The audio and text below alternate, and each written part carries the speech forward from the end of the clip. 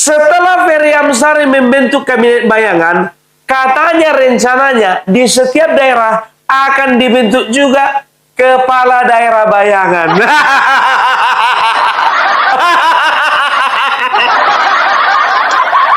Akan ada gubernur bayangan, bupati bayangan, camat bayangan, lurah bayangan, kepala desa bayangan, ya. Setelah itu RW bayangan, akan ada juga RT bayangan. Yang pertanyaan, siapa yang lantik mereka? Yang kedua, siapa yang gaji mereka? Siapa? Aku nanya, George Soros ya?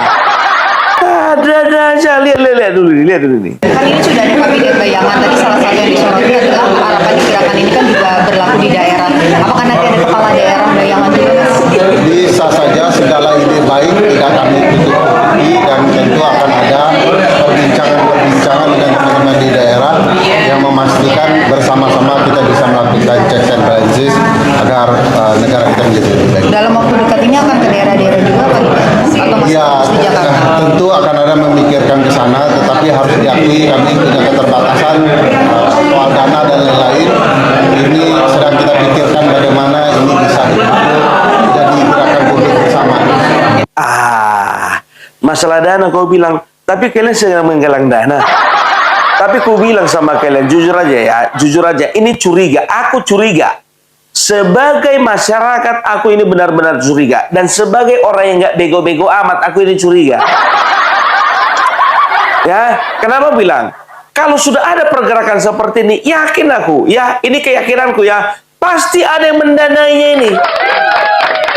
Jadi penggalangan dana ini cuma topeng doang, menurut keyakinanku. Ya, tapi terserah kalian mau percaya mau enggak. Menurut keyakinanku, orang ini bergerak pasti sudah ada dananya. Dari mana? Mungkin saja dari luar negeri. Dari mana? Mungkin saja dari yayasan luar negeri. Dari mana? Mungkin juga dari yayasan dari George Soros. Menurut keyakinanku. Ya toh, terserah kalian mau percaya apa enggak. Aku tidak sedang menuduh. Coba bayangkan kalian, ada kabinet bayangan, akan ada kepala daerah bayangan. Berarti itu artinya apa? Ya, ada struktur yang sedang mereka bentuk. Emang ngumpul-ngumpul nggak bayar? Minimal kopi, teh manis, gorengan. Bayangkan kalian, sedangkan pembentukan kabinet dibikin di toko buku. Aku ragunya nanti mereka melantik kepala daerah bayangan itu di toko kelontong. Di toko kelontong. Mereka nanti memilih bupati bayangan ya, itu di tukang gorengan. Memilih kepala desa bayangan di tukang cendol. Luar biasa kan pencitraannya, supaya mereka bisa dinilai lebih merakyat lagi. Tapi selamat, apalagi ada Zoom kan, semua bisa disederhanakan.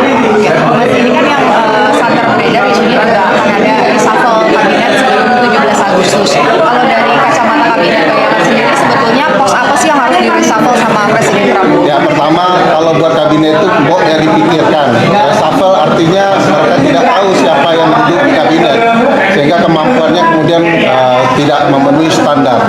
Dan itu yang kami sarankan, sebenarnya kabinet harusnya sudah berjalan dengan baik tanpa ada perubahan. Artinya kalau ada perubahan, ya mereka tidak siap di kabinet atau kinerjanya tidak memuaskan. Siapa hampir, kalau kita punya keyakinan, tiru dong kami, kalau kami mampu 15, masa negara tidak bisa lebih efektif dan efisien dalam Jangan contoh-contohkan kalian, jangan. Tiru dong kami, 15 orang. Kalian baru dibentuk, belum pernah kerja. Sedangkan Bapak Joko Widodo 34, menterinya 34. Kan begitu. Bapak Prabowo menterinya 48. Belum bisa tuh menjawab semua masalah persoalan yang ada di Indonesia ini.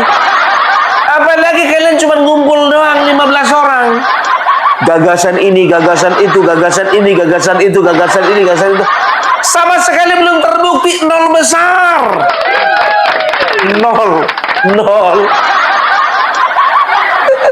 untuk kabinet. Artinya ketika misalnya isu ada reshuffle kabinet bayangan menilainya selain siapa orangnya, tapi jumlah kabinetnya juga Jumlahnya, karena ini bukan soal bagi-bagi kekuasaan, tapi bagaimana kita bersama melayani publik sebaik-baiknya. Terlalu besar badan kabinet akan menimbulkan keraguan kepada siapa pertanggungjawabannya, karena selalu ada ruang titik temunya antar kabinet. Nah, oleh karena itu saya berpikir sederhanakan orang yang tepat untuk menyelenggarakan pemerintahan dan jangan rugikan uang negara yang banyak untuk gaji menteri. Gunakan uang sebanyak-banyaknya untuk kesejahteraan publik dan pastikan publik betul-betul memenuhi standar hak yang mereka harusnya diberikan oleh negara. salah satunya lembaga-lembaga yang tadinya independen dikembalikan tidak lagi jadi kementerian atau gimana? Ya, lembaga-lembaga yang konsep ketatanegaranya harus independen, ya harus independen supaya ada alat kontrol negara dalam penyelenggaraan pemerintahan. Aku lucu lihat kawan ini. Dia belajar hukum tata negara. Ya, di dalam setiap pembentukan kabinet, pertimbangan paling besar seorang presiden selain dari kapasitas dan juga kompetensi, pasti dia juga mempertimbangkan seberapa besar kontribusi sebuah partai yang berkoalisi dengan dia. Itu bukan cuma asal-asalan gara-gara teman satu tongkrongan dia kan jadi menteri. Nggak ada itu.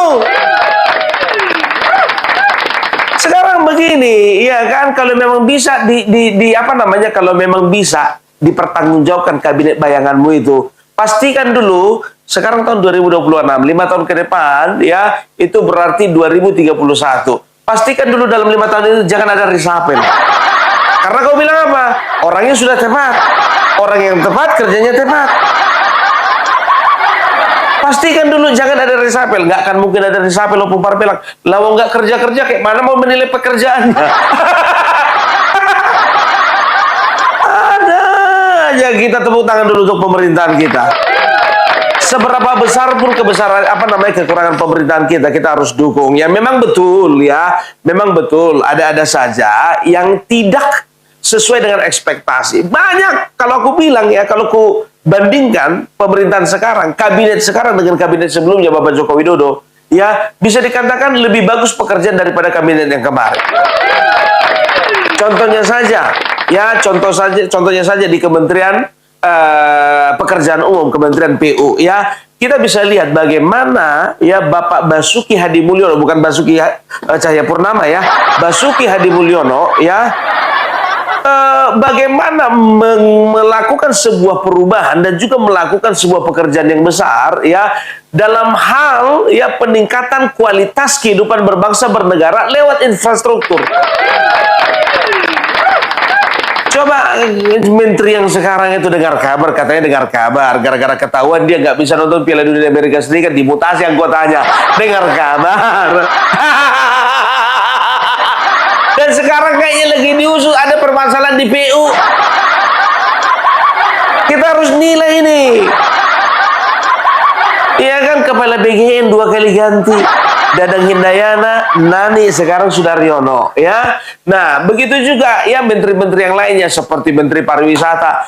Aduh, jujur aja aku bilang, zaman Bapak Joko Widodo Menteri Pariwisatanya kerja. Lihat itu ada di daerah Sumatera Utara, daerah Sumatera Barat, daerah Bali, Nusa Tenggara Timur, Nusa Tenggara Barat. Semua Kementerian Pariwisata berusaha untuk meningkatkan value ya, nilai dari tempat wisata tersebut. Sehingga turis-turis mancanegara semakin banyak datang di Indonesia dan itu meningkatkan devisa. Kan begitu Menteri Pariwisata sekarang, aduh.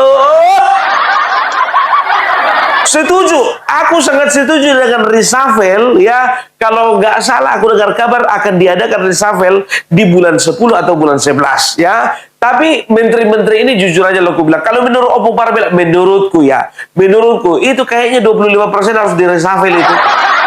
Banyak kali menteri-menteri yang nggak kelihatan kerjanya. Masa di media sosial yang kita lihat Menteri Pertanian, Menteri ESDM, Menteri Pertanian, Menteri ESDM, asing itu aja. Mana Kementerian Kelautan? Mana kementerian-kementerian yang lainnya? Menteri Koperasi gimana? Lain pernyataan dari Menteri Koperasi, lain juga pernyataan daripada Menko Pangan. Menko Pangan katanya Koperasi Desa Merah Putih tidak akan bersaing dengan retail. Menteri Koperasi mengatakan bahwasanya jangan ada warung-warung di sekitar Koperasi Desa Merah Putih. Aneh binajai. Ya, tapi itulah dia ya, seorang pemimpin seperti Bapak Joko Widodo ya, kalau menurut Opung Parbelak tidak akan pernah terbit, tidak akan pernah muncul 100 tahun sekali.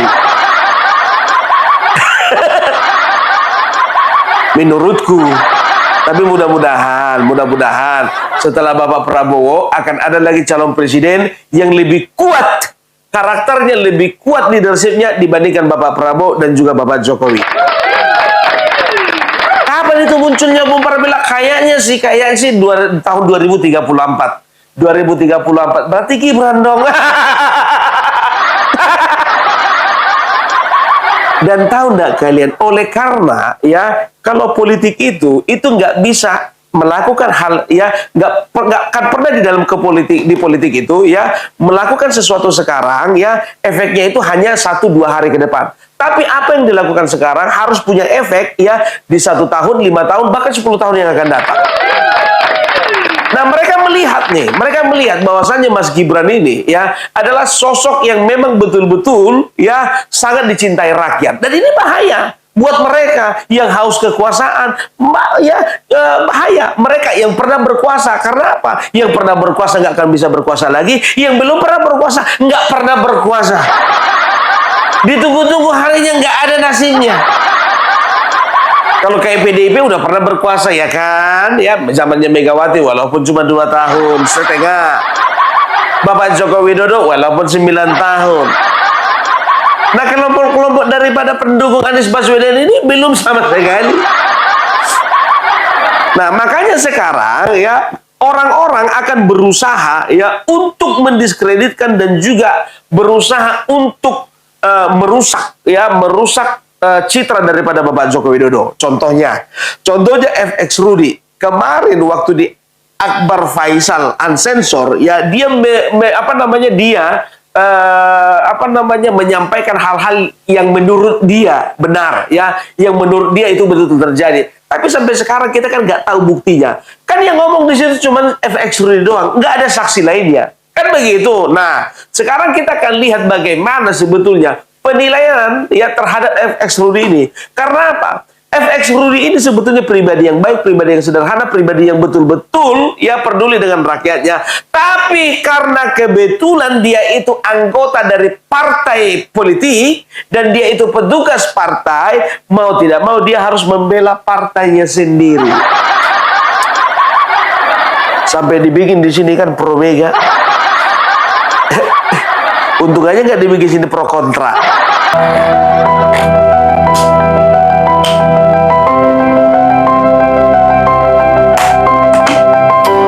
Melihat ya ke rumah Pak FX Rudy, di situ kita melihat itu di dalam gang, di dalam gang pinggir sungai. Ya. Tapi pinggiran sungainya itu sudah dirapihkan. Ya. Zamannya Pak Jokowi itu. Iya, dirapikan di zaman Pak Jokowi. Nah, kemudian setiap orang boleh bertamu. Dan saya tahu persis saat itu Pak FX Rudy itu menerima tamu sampai dengan jam 11 malam. Wow. Ya, sehingga dapat saya simpulkan saat itu bahwa... Sebentar dulu. Berarti sebelum Bapak Joko Widodo ya ada seorang wakil kepala daerah atau juga kepala daerah yang menerima tamu sampai 11 malam. Kenapa Bapak Joko Widodo menerima tamu nggak nyampe 11 malam dicurigai ya? Kenapa FX Rudy bisa? Hanya wali kota, kenapa Bapak Joko Widodo yang seorang mantan presiden atau presiden ke-7 nggak bisa? Iya kan? Dia jadi wali kota atau wakil wali kota bisa terima masyarakat. Kenapa yang jadi masyarakat biasa terima masyarakat lainnya nggak bisa?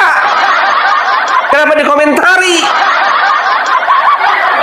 Apalagi minta maaf bukan main fisik. Ya, perempuan yang giginya boneng. Yang selalu bilang Bapak Joko Widodo jokodok ya.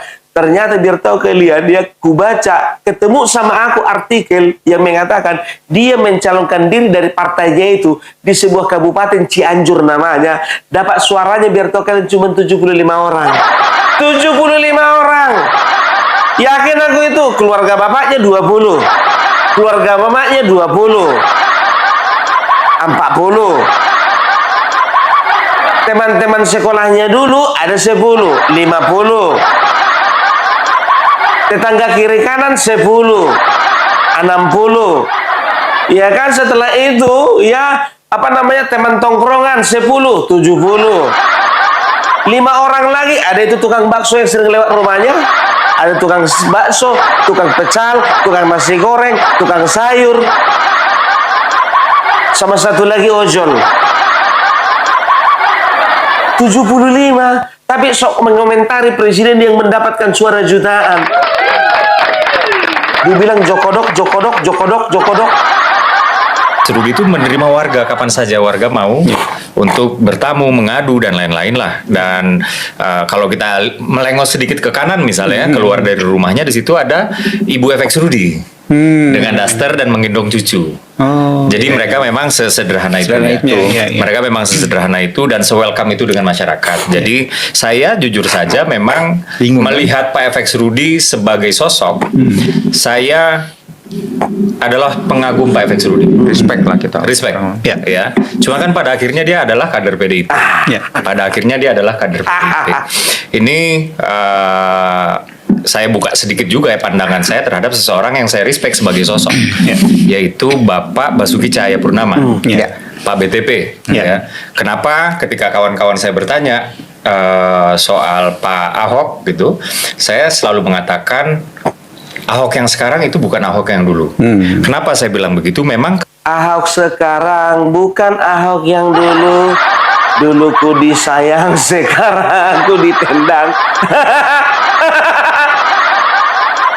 Jadi ini betul ini ku bilang sama kalian. Jadi jujur bukan abang ini aja ya. Aku pun juga kemarin-kemarin ketika Bapak FX Rudi menjadi wali kota ya, aku sangat memuji kesederhanaan beliau. Betul. Beliau dekat dengan rakyat, beliau itu sering memberikan solusi kepada rakyat. Tapi ada juga sebagian rakyat mengatakan ya, sebetulnya FX Rudi ya Kota Solo ketika di tangan FX Rudi dibandingkan dengan Bapak Joko Widodo jauh. Aku nanya sama orang Solo sendiri. Jauh. Ku tak bisa jauh.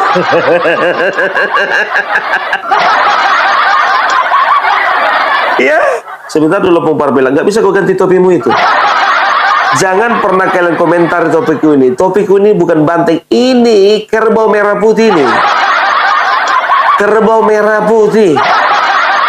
Melambangkan apa? Akan banyak kerbau yang masuk ke Partai Merah Putih. Akan banyak kerbau yang masuk ke PSI. Begitu juga ya Basuki Cahayapurnama ya. Mereka mengatakan, betul aku setuju ya, FX Rudi yang dulu bukan FX Rudi yang sekarang. Sama seperti Ahok yang sekarang itu bukan Ahok yang dulu. Ahok yang memang betul-betul bekerja dengan hati, Ahok yang betul-betul tegas, Ahok yang betul-betul konsisten dengan kata-katanya. Ini kita lihat sekarang ini Ahok nggak konsisten dengan kata-katanya sendiri. Kalian masih ingat kan waktu Ahok ya waktu Ahok ditanya wartawan dia atau ditanya wartawan atau di pengadilan itu mengatakan, saya ini bukan direktur. Kalau saya direktur, saya bisa mengambil keputusan untuk memberhentikan koruptor-koruptor yang ada di Pertamina, kan begitu. Nah, ketika ditanya ya di flashback ke belakang apa dia bilang, saya nggak mau jadi direktur, saya mau jadinya komisaris. Dia yang nggak mau jadi direktur, maunya jadi komisaris, lebih santai. Tapi begitu dikaitkan dia bilang, kenapa saya nggak dipilih jadi direktur? Lapet. Nggak konsisten gitu loh ya, biasalah, sama-sama petugas partai.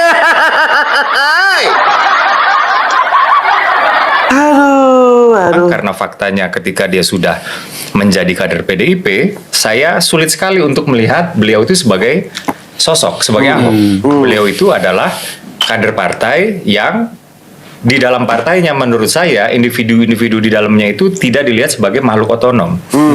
Dilihatnya hanya sebagai alat objek pasif yang bisa dipindah-pindahkan, yang harus bergerak kalau misalnya atasnya suruh bergerak ke kanan kiri. Dan nggak boleh bergerak kalau diinstruksikan tidak boleh bergerak. Kayak koloni serangga gitu ya. Iya, dan ini menghilangkan faktor sosok tadi. Nah, inilah kesimpulan sementara saya soal Pak FX Rudi, sama juga dengan Pak Ahok ketika disuruh dimunculkan untuk jelek-jelekin Pak Jokowi. Nah, dia muncul tuh.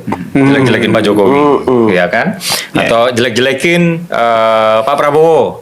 Nah, dia muncul tuh jelek-jelekin entah programnya, entah kabinetnya, entah apalah. Tapi saya kurang setuju ya dengan Bapak tadi yang rambutnya agak pelontos tadi bilang koloni serangga. Banteng itu Pak, bukan serangga itu. Banteng itu Pak.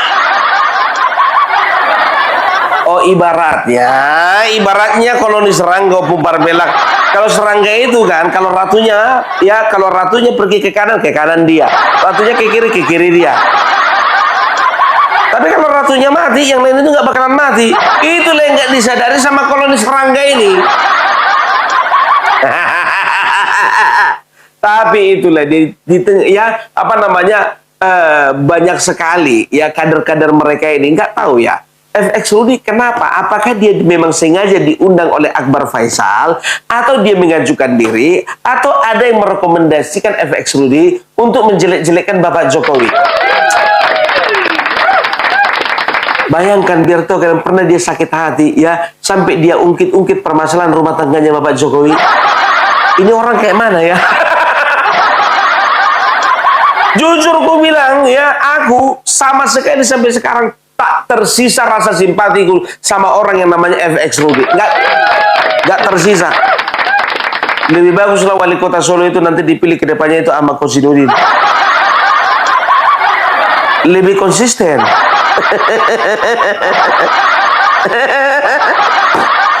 Nah, jadi gue bilang sama kalian ya, mereka perlu untuk mematikan langkah-langkah Bapak Joko Widodo, dan mereka perlu ya di publik itu ya, mereka harus memastikan bahwasanya Bapak Joko Widodo dengan segala langkah-langkahnya untuk memajukan PSI ya, dipastikan ya ini jangan sampai bisa di tahun 2029 semakin besar. Karena apa? Karena mereka tahu ketika Bapak Joko Widodo berjalan bersama dengan PSI ya, seirama juga dengan Gibran ya, maka akan dipastikan bahwasanya kecenderungan mereka tidak akan pernah menikmati kekuasaan itu akan semakin besar.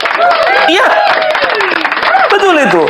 Karena sampai sekarang kalau kau perhatikan, aku bilang sama kalian ya, aku nggak perlu sebutkan siapa orangnya, di mana tempatnya, ya kapan kami bertemu, tapi aku sudah bertemu dengan lingkaran dari Bapak Prabowo sendiri, ya entah itu di pemerintah, entah itu di partai, masih tetap confirm Bapak Prabowo bersama dengan Mas Gibran.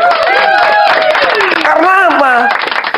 Politik itu harus hitung-hitungan. Coba bayangkan kalian ya, ketika Bapak Prabowo bersama dengan Gibran berjuang kemarin setelah menang menjalankan pemerintahan, penentang Bapak Prabowo kemarin yang notabene adalah pendukungnya Anies Baswedan kepingin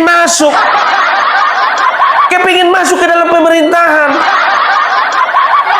adalah dari dari purnawirawan, ada lagi aktivis-aktivis, ada lagi tokoh-tokoh agama. Waktu berperang mereka ada di sebelah sana, waktu di sini menang pengen masuk ke sini. Dengan cara apa? Dengan cara menjelek-jelekan Bapak Joko Widodo, menjelek-jelekan Mas Gibran. Tujuannya apa? Memecah belah antara Bapak Prabowo dan Mas Gibran. Memecah belah antara Bapak Prabowo dengan Bapak Joko Widodo. Tapi apakah Bapak Prabowo terlalu bodoh untuk melakukan hal itu? Tidak, kawan-kawan. Tidak, Roma. Tidak, Roma. Ani, ku sayang padamu, teng, ku rindu padamu. Nanti kalau sudah tercapai bukan. Anis, ku cinta padamu, teng, ku rindu padamu. Itulah pendukung-pendukungnya itu. Nanti kalau sudah tercapai cita-cita, aku akan kembali lagi padamu, Anies. Ayo kita berdoa, kita doakan supaya Anies bisa jadi presiden 2029. Itu terus harapan mereka kan. Dan cara-cara tuh mereka tuh konyol, maksudkan Gibran lah, adili Jokowi lah, adili keluarga Jokowi lah. Sekarang mereka sudah terang-terangan, mereka sudah cari cara untuk memasukkan Bapak Prabowo. Ini gawat ini, ya. Makanya sekarang Bapak Joko Widodo, ya, itu menentukan arah politik daripada PSI, ya. Itu memang betul-betul punya target yang besar. Ini saksi nyata biar tahu kalian. Bapak Joko Widodo waktu ke Lampung kemarin biar tahu kalian, dia di Tulang Bawang, setelah itu di Pringsewu, setelah itu di Lampung Tengah, bahasanya sama, ya, bahasanya sama di setiap rakorda. Beliau mengatakan target kita besar, bukan hanya masuk parlemen, tapi ada yang lebih besar lagi. Tapi nggak bisa saya kasih tahu sekarang. Itu dia. Ini yang mereka takuti. Dan ternyata terbukti kan baru 2 provinsi, Lampung dan NTT, suara PSI naik dari 2,81 menjadi 4,1%. Signifikan. 1,29% kenaikannya. Bayangkan kalian, ketinggalan jauh partai-partai yang lain sebelumnya. Partai itu seperti P3 nggak dapat. Sudah menyamai kedudukan dari Partai Nasdem dan juga partai elektabilitas Partai PKS. Makanya aku bilang, PKS partai besar, Nasdem partai besar, dan yakinlah kalian, PS ini akan menjadi partai besar. Opung Parmela udah login belum? Aku hanya ingin membantu, ya, kerbau-kerbau ini, ya, harus bertransformasi menjadi kerbau merah putih. Makanya aku akan pakai ini terus.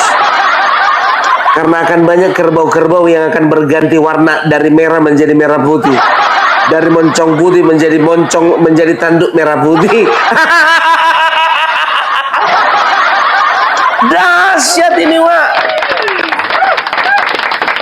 Tapi Opung Parmela, bagaimana itu kemungkinannya? Ya, kalau misalnya Bapak Prabowo nggak mau. Nah, sekarang begini, ya, kalau memang Bapak Prabowo nggak mau, ya, dia lebih tertarik dengan calon yang lain, maka, ya, aku yakin PSI dan juga Bapak Joko Widodo akan, ya, bertanding, ya, akan bertanding dengan mengusung Mas Gibran untuk head to head dengan siapapun.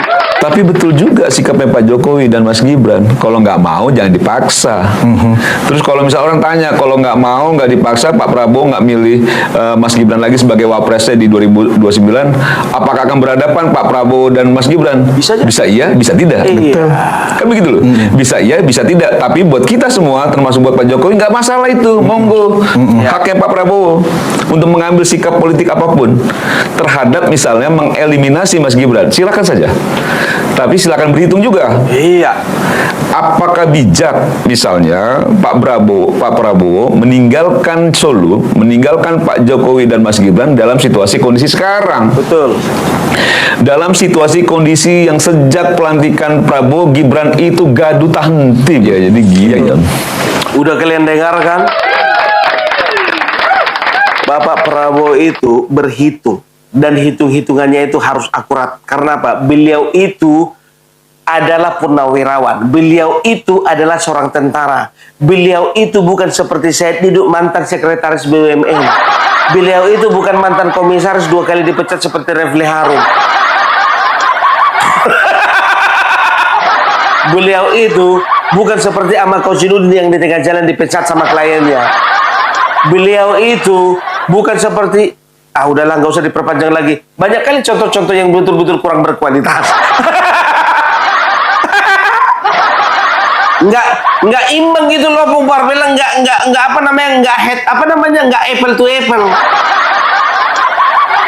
Membandingkan Bapak Prabowo dengan mereka-mereka ini, ibaratkan membandingkan, ya, durian to cherry.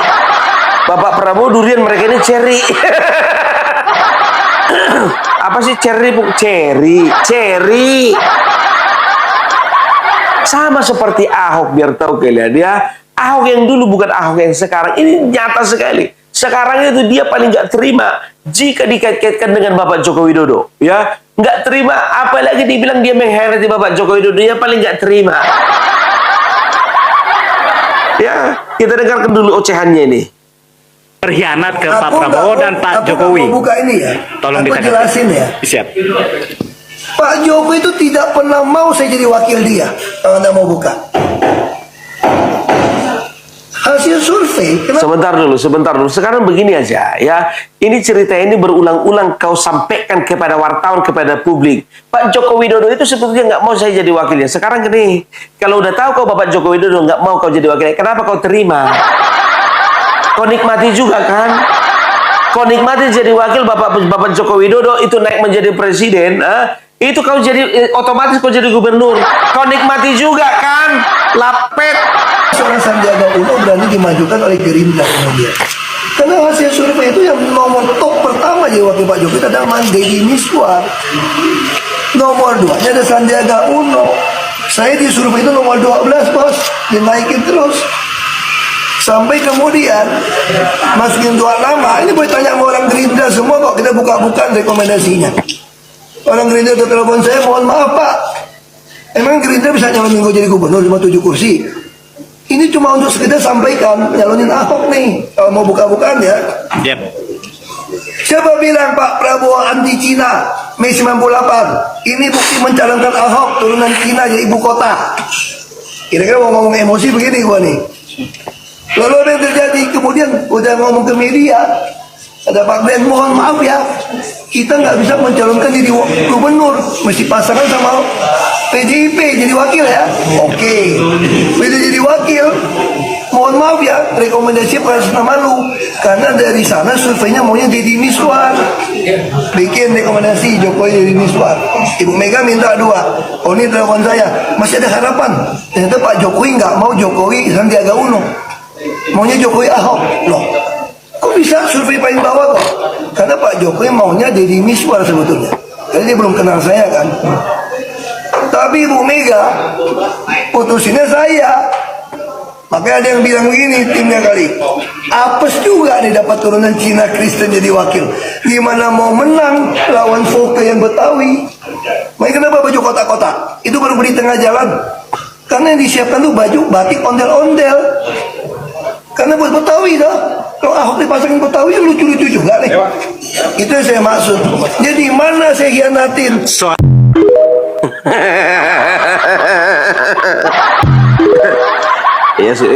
Iya sih Pak Ahok. Kadang-kadang wartawan ini pertanyaannya rada-rada nakal juga. Tapi gimana pun ceritanya Pak Ahok, ya kau itu pernah berkuasa jadi gubernur di DKI Jakarta itu karena Bapak Jokowi juga. Kalian paling nggak diterima kalau dikatakan Joko Widodo itu besar tanpa PDIP. Kalian paling nggak terima, kan begitu. Dan kalian juga nggak akan terima ketika dikatakan PDIP nggak bisa besar tanpa Jokowi. Begitu juga kau Ahok, kau nggak akan pernah bisa menjadi wakil gubernur dan akan menjadi gubernur kemarin itu kalau bukan berpasangan dengan Bapak Joko Widodo. Pada kenyataannya di awal tidak setuju Bapak Joko Widodo dengan kau, oke, ya beliau lebih setuju dengan Deddy Miswar. Tapi di tengah perjalanan itu yang harus kau bersyukur kepada Tuhan yang Maha Kuasa bahwasanya garis tanganmu itu sudah menjadi wakil gubernur dan juga menjadi gubernur, bukan Deddy Miswar. Itu andil Jokowi. Kalau kau berpasangan contohnya waktu itu, ya katakanlah ya dengan siapalah kan begitu ya. Belum tentu kau bisa jadi wakil gubernur, belum tentu kau jadi gubernur. Ingat, bukan gara-gara kau, tapi faktor Jokowi. Bapak Joko Widodo itu 2 kali wali kota, sekali gubernur, 2 kali presiden. Itu Jokowi efeknya itu gede. Mana ada pernah dibilang Ahok efek? Nggak ada. Nggak ada gitu. Atau gini aja, tes dulu lah Ahok, ya kan? Tes dulu, kau balik dulu ke kampung halaman, coba kau mencalonkan diri lagi di situ. Kira-kira gimana? Langsung DPR RI. Kita lihat nanti ya.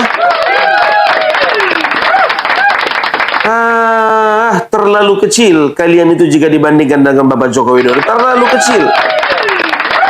Apalagi seiring berjalannya waktu, ya, seiring berjalannya waktu, kalau kau perhatikan mulai beliau dari wali kota jadi gubernur, ya beliau itu pengaruhnya itu, ya, itu seperti magnet gitu. Banyak sekali menarik perhatian, bukan juga perhatian, tapi banyak sekali menarik rasa cinta, simpati daripada masyarakatnya. Karena apa? Beliau orang sabar. Tidak ada yang membantah bahwasanya Bapak Joko Widodo adalah orang atau bisa dikatakan politisi yang paling sabar.